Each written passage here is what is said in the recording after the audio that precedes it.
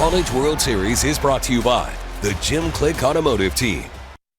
Arizona's path to a 5th national championship got a lot tougher. The Wildcats lost their first game to Coastal Carolina, so now they have to win 4 straight to make the College World Series finals. Chip Hale said after the game he knows it won't be easy, but it isn't unheard of. In fact, 2 of Arizona's 4 national championship teams went through the losers bracket in 1976 and 1980. I caught up with Clark Christ earlier this week. He was the starting shortstop on the 1980 team.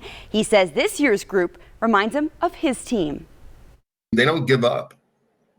They fight. You know, they could have given up 18-2. They could have just folded. You know, we're not good enough. But you know what? That's Chip, and that's that attitude and that fight that they have. Every player needs to stay within their role. Don't try to be something you're not. Play good defense, run the bases well, do the little things, because they really make a difference. This year's team has plenty of experience winning series after losing the first game, most notably against North Carolina in last week's Super Regionals.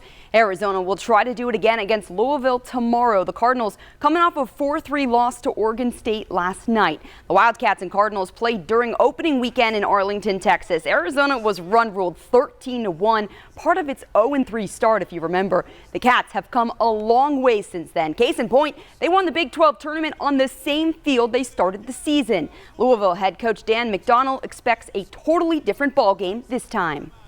It's a whole new season. I mean, we'll look at our scouting report and look at that game, but my gosh, yeah, it's February 16th, you know, and so it's really a whole new game.